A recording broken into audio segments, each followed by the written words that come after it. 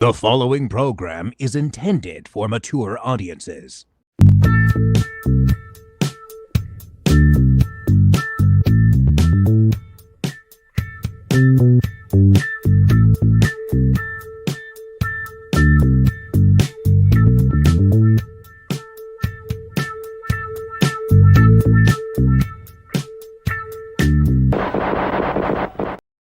Oh yeah, welcome back to Flesh Wound After Dark.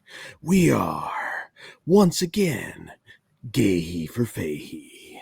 And I am Flesh Wound Dan, joined by Producer Todd. How are you doing today, Producer Todd? What I tell you about that we stuff, you keep doing that. It's quit including the we. Knock it off. That's the world, Todd. We, the world, as I reach for something, are Gay for Fahey, of course. For the most part, we have been so far during this series of shows, as I spill all my Fahey notes here, as he spills. No one needed to see your face that close, Dan. We're a minute in and we're already off the rails. We're off the rails, but that's okay. So how are we are after dark tonight, so there we go. We are after dark. That's how it goes. We go off the rails. How are you doing tonight, Producer Todd? Are you having a good summer? I am doing well, sir. Well, that's awesome to hear. I don't know. I'm fine.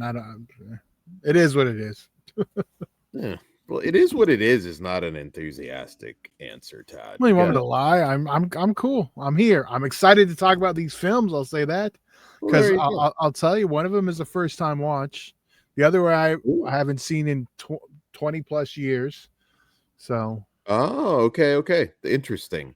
I we'll get into it. We won't waste any more time. We'll just jump right into it with our first review of the evening from 1994 and director Robert Ginty. And we'll talk about him in a minute, but Woman of Desire. And in this film, a lawyer played by the legendary Robert Mitchum defends a yacht captain accused of killing his boss and assaulting his mistress. And of course, his boss is played by Stephen Bauer of Scarface and Breaking Bad fame. And the lovely, lovely mistress is played by Bo Derek of 10 fame. And Tommy Boy, I guess. I think Tommy Boy is probably, they might know that one. They might know the 10 because of Tommy Boy, but I think at this point, I feel like, though, if you were around in that era, because I was not born yet, but 10 was still like a very relevant pop culture phenomenon. It was, even for me, though. I didn't see that till years later, and I was interested in the Dorothy Stratton case. But yeah, like I'm older than you, and that was just one. I don't know. It came out early before I was into that genre. What year did it come out? 1980. 1979. 70. Yeah. So I was 3 when it dropped. So your dad probably had the Bo Derek poster, I'm sure, on his wall. Bo Derek. Again, I mean, I was little, but I would see that. Yeah, no, I knew she was the thing and all that, but I mean, I think to probably most of our listeners, they're going to know her from Tommy Boy at this point. Yeah, I would agree. Tommy Boy is certainly still very popular, but known for her body above all else, and her unpixelated body. But I'm sure you'll get to that. Hell yeah. So all right, so Woman of Desire, just a little bit of background on this one. This was actually shot in South Africa around Cape Town and Johannesburg, so very beautiful scenery in this film. It was shot in 1992 but didn't actually come out until 1994. And so the director, Robert Ginty, known more for his acting, although he did direct a lot of different TV. He also directed the 1995 TV movie Here Come the Monsters. And I believe you brought that up when we talked about that. Yeah, you can go back, actually. We covered all the Monsters films which were very popular. So go check those out.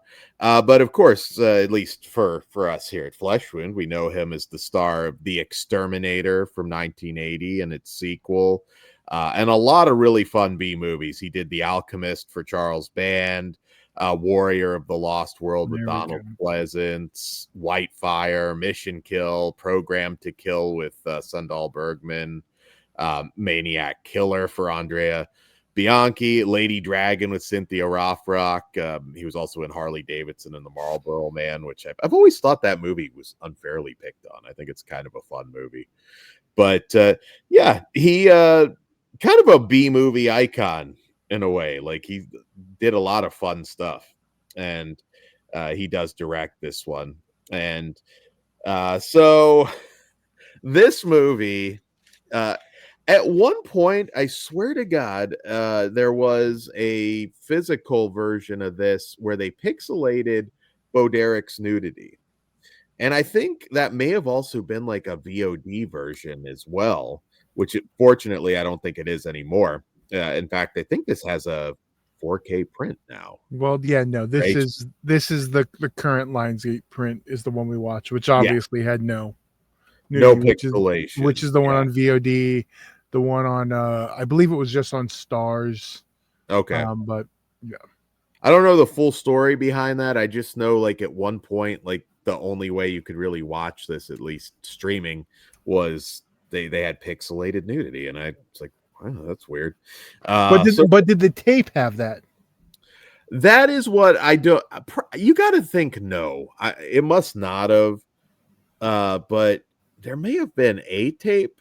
And I don't know, that may not have been the tape that I watched. Memory is foggy. I just know there was a version of this where they just like pixelated Bo Derek's nudity. But you're covered now, however you watch this, fortunately. So I had a lot of fun with this one. I am a boat guy, so like I enjoy just whatever the genre, anything you've got me on the water. Not that this whole story is on the water, but I tend to like that. I'm gonna just go ahead and say right now that when they were conceiving this movie, they were just like Robert Wagner, Christopher Walken. Like, that is 100% the inspiration for this movie. And I had a lot of fun with this. I mean, he made this basically right after Lawnmower Man, because they shot it at the end of 92. And you can tell that this was kind of meant to be, I think, something that you would see in theaters. 92, again, Basic Instincts out. We are just in the golden era of the erotic thriller. And, funny enough, I think Tommy Boy was actually Bo Derek's next film. You would kind of have thought she would have done more in the erotic thriller genre around this time. But this one, it should be better known, especially because we have Hollywood icon Robert Mitchum playing Walter, the lawyer that is representing Jeff Fahey's character Jack, and trying to sort out why he's being accused of this crime. Did he commit the crime? What's going on? Stephen Bauer plays twin brothers in this, so there's a whole sort of love triangle going on with obviously Bo Derek being very desirable. I'm going to say the highlight of this movie for me is Jeff Fahey dicking down Bo Derek on a motorcycle. And then the dialogue that he has when he's comparing her to the motorcycle. She's the smoothest, quietest, most reliable ride I've ever had. A custom renegade love machine. Like, it is pure fucking cheese. And it just made me laugh so hard. See, I thought your favorite part was going to be when we arrive at prison and he's got his jumpsuit all open, chest out. I was like, there's old Fahey. Dad's getting gay. I can imagine like Jeff Fahey and Robert Mitchum drinking in Johannesburg. Like, surely some ladies just fell over. They have their own boat incidents. Is that what you're trying to say?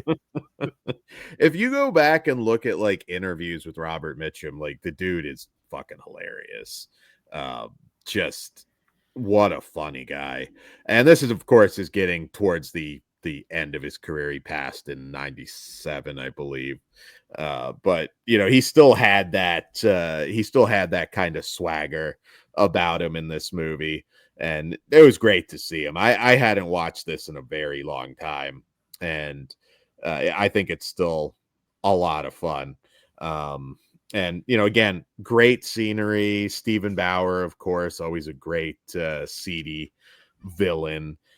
And you see a lot of Bo Derek. We've got Full Frontal. We've got TNA. It's a good display if you just want to look at Bo Derek's body. I believe since this is Lionsgate, it's a good candidate for a Lionsgate limited release. I wouldn't mind. We haven't dipped into any erotic thrillers, so you don't think like Bo Derek, I feel alone, you know, because there are, you know, that's still a pop culture. I get it, but we have at all there hasn't, because they have a plethora of erotic thrillers they could release. The entire Night Eyes series. That's like one Vestron set right there. I mean, I'd love to see them do it. And I think they are underestimating how popular some of those movies are. I mean, those were massive hits at the video store and on cable.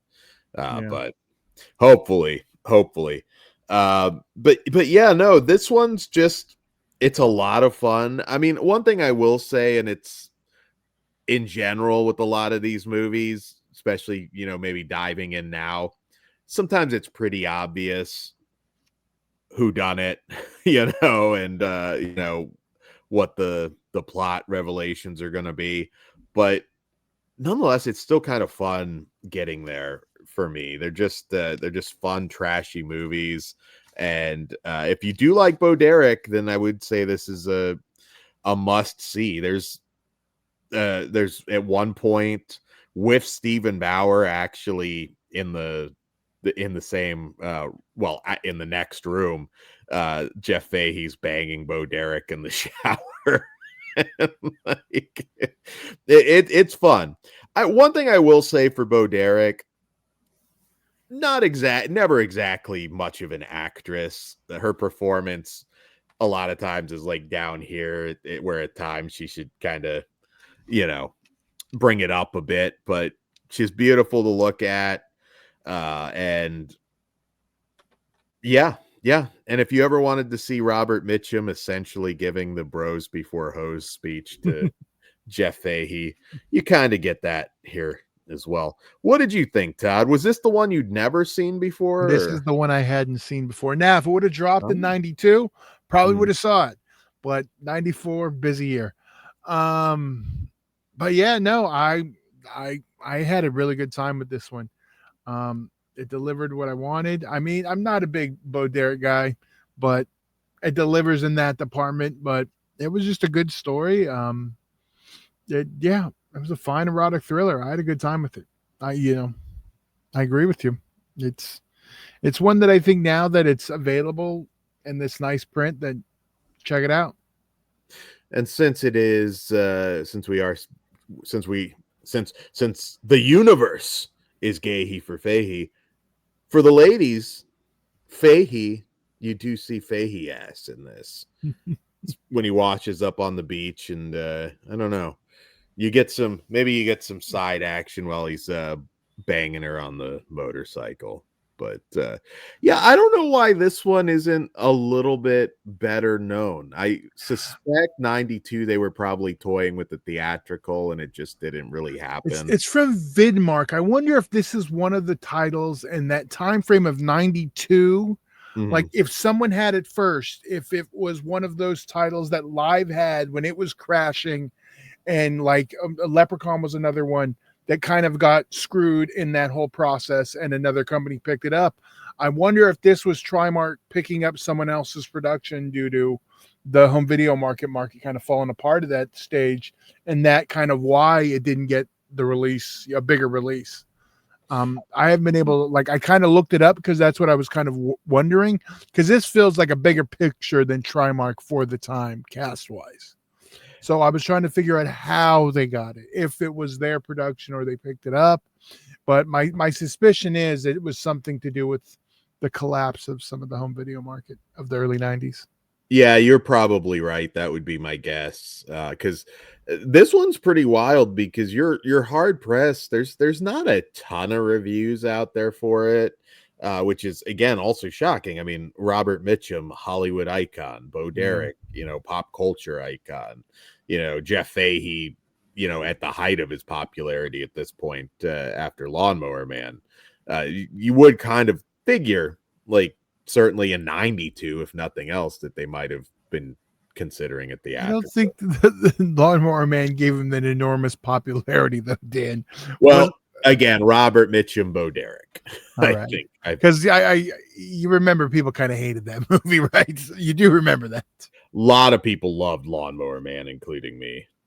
I think there was a small group that did, and I'm included in that, but it wasn't a big one. It was a cult movie. It wasn't, yeah. If that was the height of his popularity, come on. He's done some bigger stuff. I don't know what, well, I mean, I guess if you're counting some of the stuff that he didn't star in, but I would say as far as like leading roles, most people would probably go to Lawnmower Man before anything else.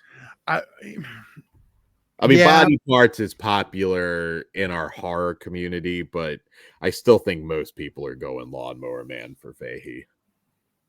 I think that's just because it was more or less the film that introduced him to you. Because my first one, I think of, was Psycho 3, because that's where I first saw him. But not a starring role.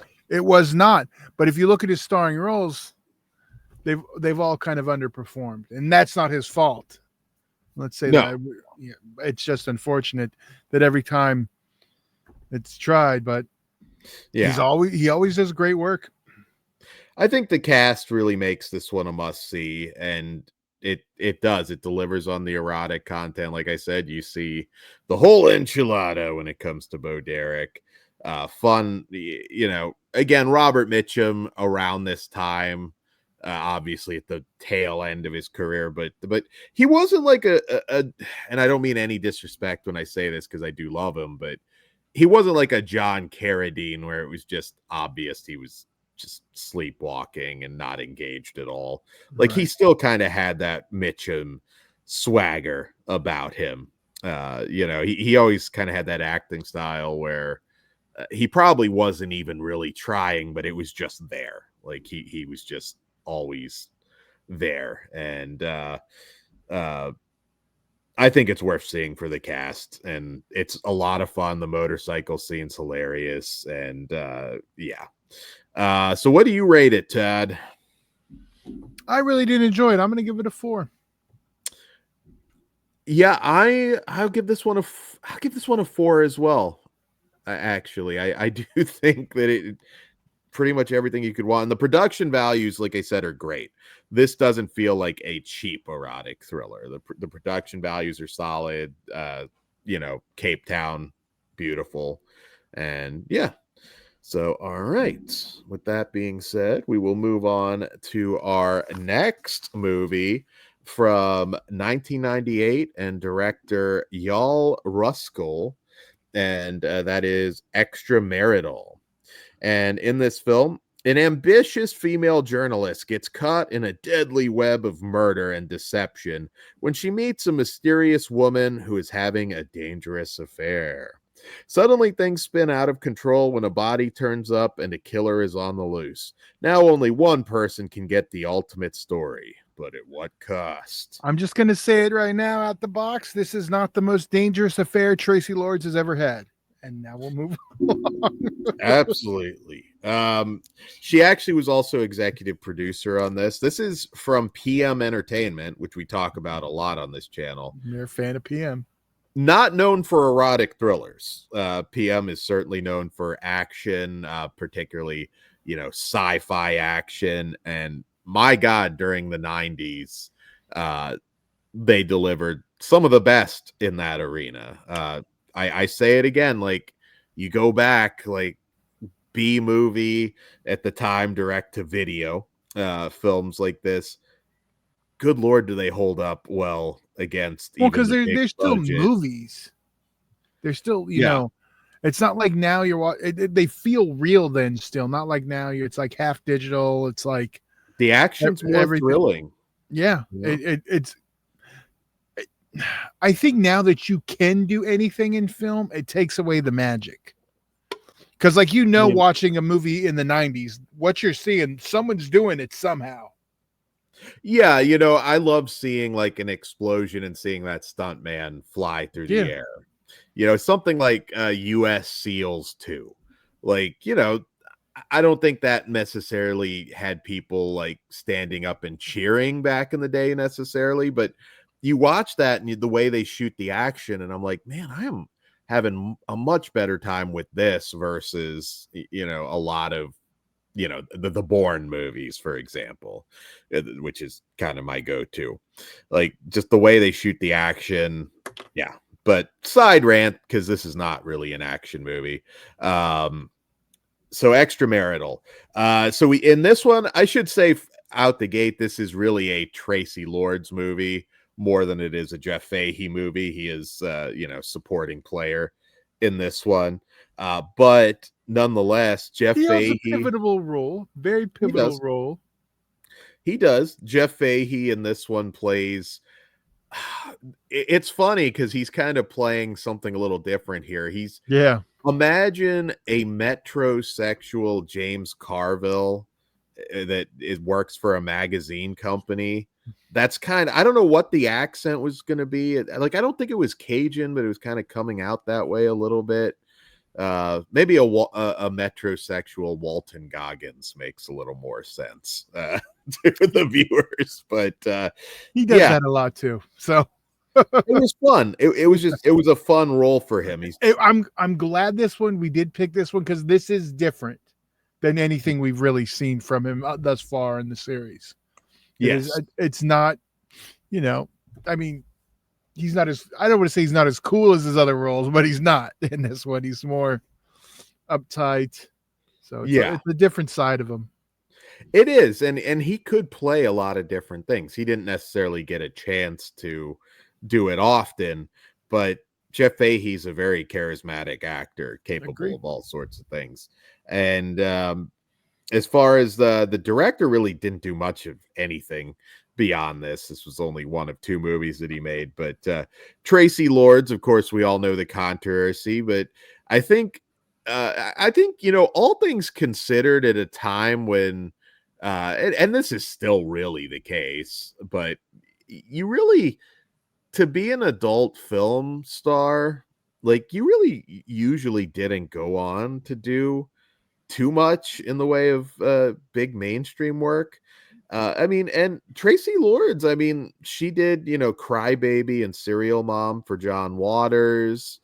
She was in Tommy Knockers, the Stephen King adaptation. That was a big deal at the time because that was ABC TV. Yeah. I remember I was already a fan of hers from, I will say, her previous work, like Not of This Earth. Yeah, I mean, she did great B movie work. Not of This Earth, I think, is still very much a cult classic with Jim Wynorski. That was her first one, but she was in Fast Food with Jim Varney. Another favorite, coming soon to Farce. I'll just say that now. Yeah, she had a recurring role on Roseanne that people forget about. She was in Blade. She even managed to she was on the sci-fi series First Wave for a while. So, she had a good career, and she's not a bad actress. I mean, watch her in stuff like Excision, and she did a lot of action stuff. With that yarn she told back in the day, she was a good actress. Yes, it felt very well documented. She could bullshit her ass through a lot. Yeah, and she also did it because people forget, like, with the exception of like Not of This Earth, her first one, like, she really didn't do it by getting naked. Like, that was not something she did. I mean, I'm sure she turned down a lot of Julie Strain type roles. You can see how well angled they do on this one too.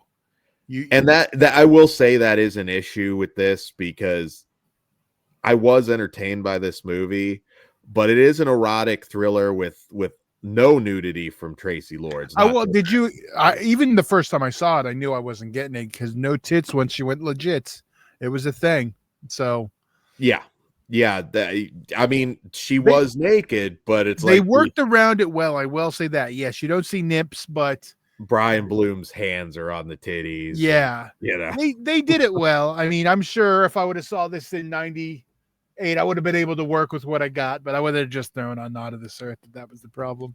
Yeah, and I mean, some people don't need as much out of this. I mean, she looks sexy. I mean, I agree. The scenes are shot well. Still an erotic scene. It's just, everyone wants to see the nips.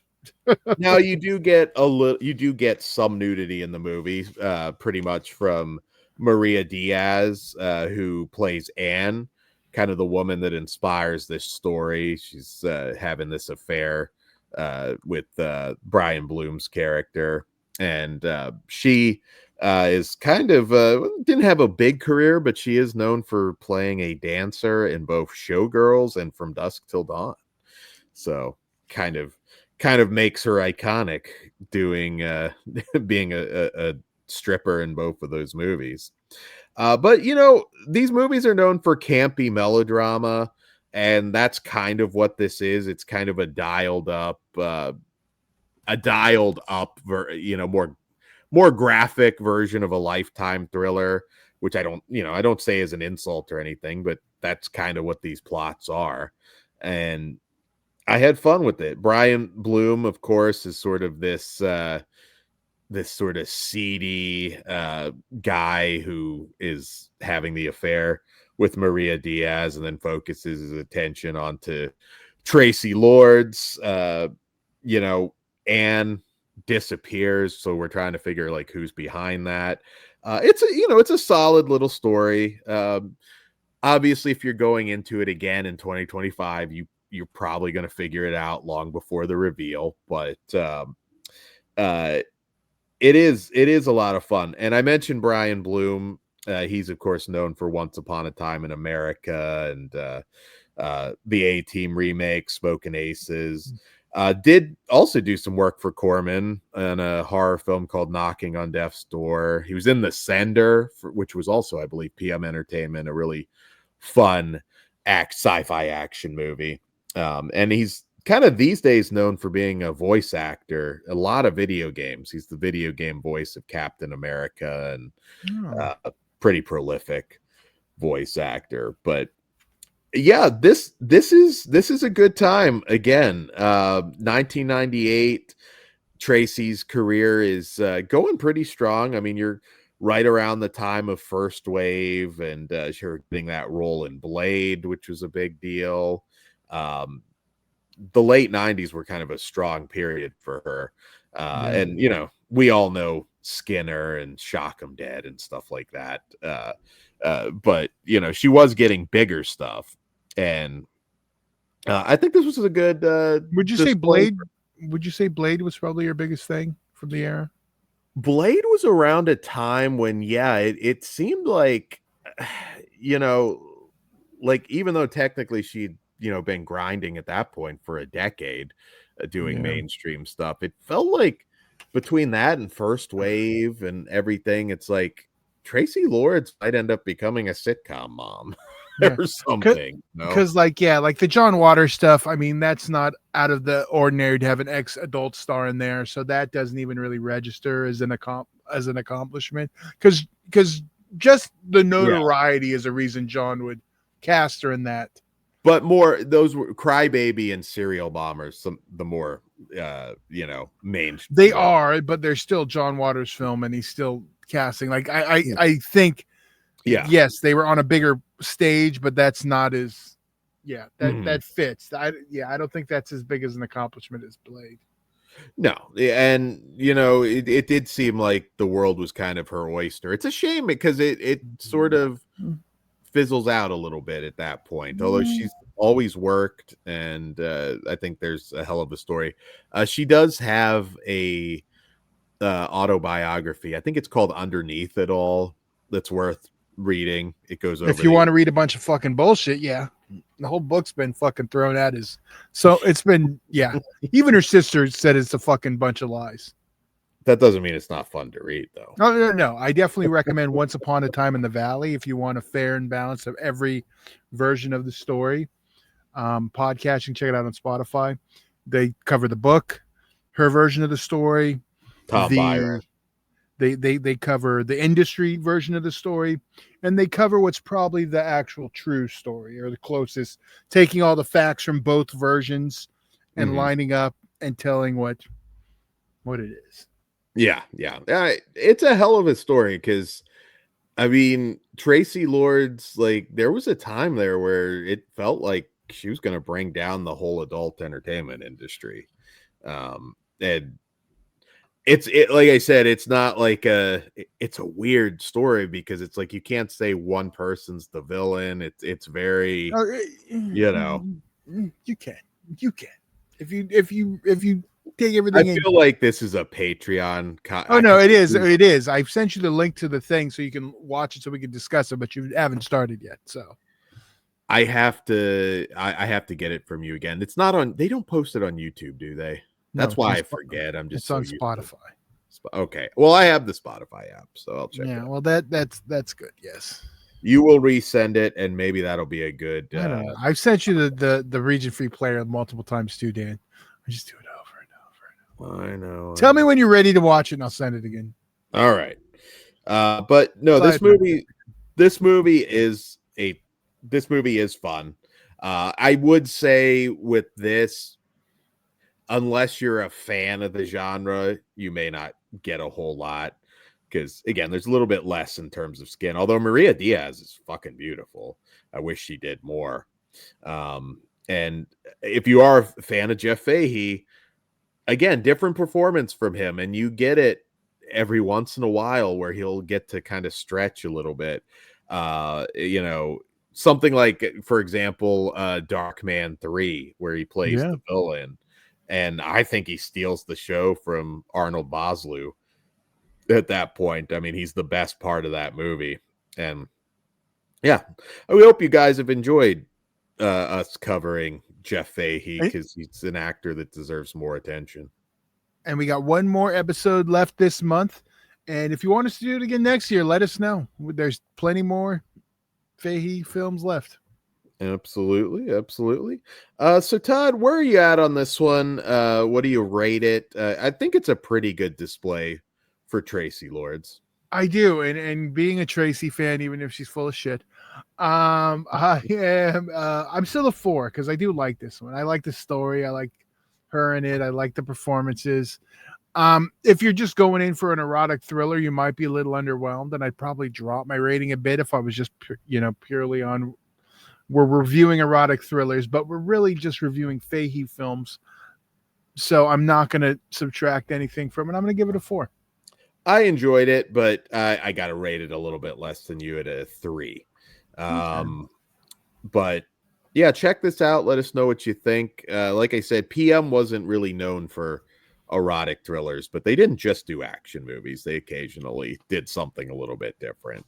And the DVD is pretty easy to find on this one. So that or streaming Extramarital is pretty easy to come by. Yeah, it's on Tubi. It's everywhere. So. Yes. And let us know, like, if there's any other, like, actor that you think at some point you'd like, or actress that you'd like us to do a little piece on. We love hearing your suggestions in the comments on the video. Also, because since it kind of came up on this show, don't forget patreon.com/fleshwoundfeatures. I think the Traci Lords story is something that we will probably cover on there. And, I mean, we've all met Tom Byron, and I've met Traci Lords too. So I think it'll be interesting to kind of see. Yeah, I believe you've seen people try to get some interesting items signed too. Maybe illegal. Oh yeah, items. I'll tell that. I will tell that story on Patreon, convention story that I wish I had seen the tapes. Well, no, I wish I had seen him go up to. Yeah, I would have camped out, watched. I would have found a place to just sit and watch the interaction because I would have wanted to see that. I would have. I didn't care what panel I'm missing. I'm watching this weirdo take these tapes to Traci. He was from Europe. Well, I'll tell that story. Yeah. Okay. Yeah. Yeah. Save it. I got but... questions already. Move along. All right, guys.